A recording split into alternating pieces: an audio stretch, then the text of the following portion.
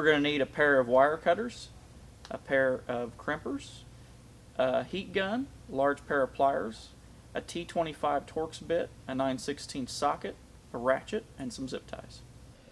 First thing we're going to do is take off the side step battery cover, and then we're going to take off the plastic battery cover.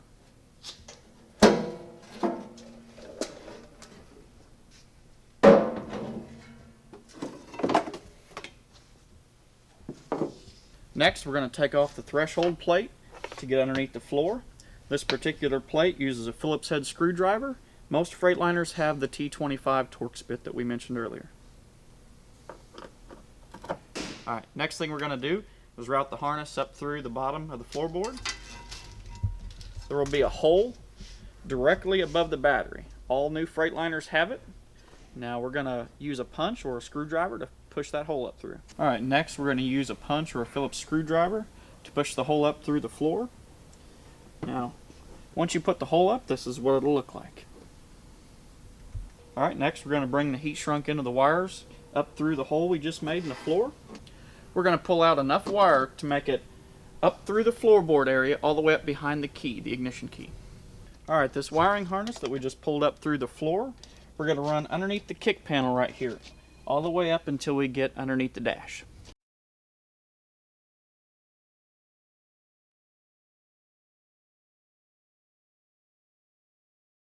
Now that we've got our wire ran up behind the dash, we're going to put our threshold plate back in its place and screw it down. Okay, next we're going to be hooking up our wiring harness to the battery group. Now the only way you can tell the positive from the negative is the heat shrink is black and red at the ends of them. There is a fuse in each one already installed. And our positive on these Freightliners is the center 4 lugs. Our negative is out here on the outer edge. So we hook it up right here for the negative and right here for the positive. Next, we're going to zip tie the wiring harness to the original wires that are underneath there, and then we can put this side back together. Now that we've got our zip ties on and we've reassembled this side and put the steps back on, we're going to move inside the truck for the rest of the install. We're going to have our Hero certification paperwork. We're going to leave this in the dash for the drivers. We also have our single and double lens covers that we're going to leave on the dash for the drivers. Next, we're going to use the alcohol pad that comes with the camera in the box. We're going to swab our area that our bracket is going to go and install our bracket. Our brackets have a larger washer on one side that keeps the wiring harness from coming out of the camera. That will go to the left side. Now we're swabbing the windshield down to get all dirt, grease, and other grime off the windshield to allow the adhesive to stick. After doing several of these, I've found out that using a knife to get the backing off the adhesive works a lot better than your fingernails. Alright, next we're going to put our bracket on the windshield, which needs to be level. You also need to take care to remember that your thumb screws are going to be on each side. So you need to make sure there's going to be nothing in the way of the thumb screws. And also, the camera is going to record your center strip unless you move it over a couple inches from the center. The camera comes with tamper-proof screws that they include a wrench for. We also need to put our Hero sticker on the front of the camera. We're going to remove these now, and we're going to use the thumb screws that the company ordered with the camera. Next, we're going to hook up our power cord to the camera before we install it, because of the larger washer, as I mentioned earlier, keeps it from coming out while it's plugged in. Now we're going to use our thumb screws we got that the company special ordered. These are so the driver can take the camera out if he goes on a base that does not allow the camera. Alright, when we install the camera, as a general starting point, we put it vertical to the ground to get the camera facing about the right direction. We will finish aligning it later. And we also install zip ties on the wire, 2 or 3, so that when we tuck it up behind the windshield, it'll actually bite the plastic and stay up there. Alright, we've put a zip tie on the wire and tucked it up behind here. The zip tie is going to grip this plastic and make sure it doesn't fall down. This is what it should look like with the cable directly vertical to the camera. Alright, we've installed a couple more zip ties on our wire, and we're going to tuck that up the rest of the way over to the A-pillar here.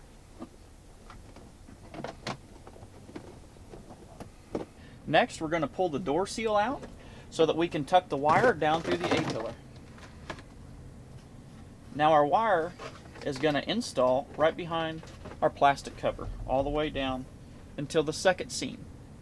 Now at our second seam, if we slide it in, and pull down underneath the dash, it will slide all the way out of sight and underneath the dash.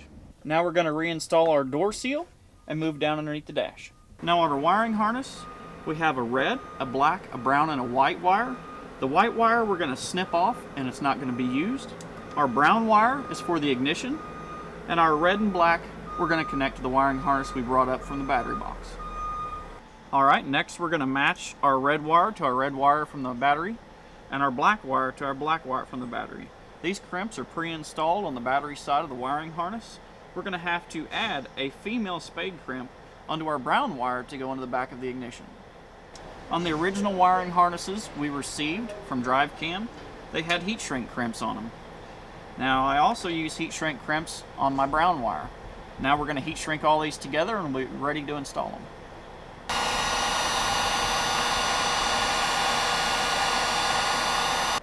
Now that we've crimped all of our ends, we need to pull out the ignition switch. It takes a large pair of pliers, and we're going to pull it out the backside once we remove this nut. We've got our ignition out of the back of the dash.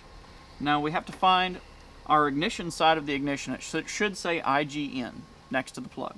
We're going to plug our brown wire into a spare spade connector. Now that we've got our ignition switch hooked up to our brown wire, we're going to reinstall our ignition and put our plastic nut back on. Now we're going to zip tie our bundle of wires together and tuck them behind the kick panel that we originally pulled out to put the wire under. That is a complete wired install of the camera. The camera should have the red and green lights flashing back and forth whenever it does its initial upload. We cannot connect to the camera until after that's done. Now that it's all installed, we're going to get our laptop and test the camera. Next, we need to make a video to look at. So we're going to hit the blue button, which manually activates the camera. And then we're going to connect up our USB port and go to the laptop. On this laptop, we've set up shortcut to Dean GUI right there. We're going to double click that. Now this is the video we just recorded. It was triggered manually. We're going to put a check mark in the box and go down to download one event to computer.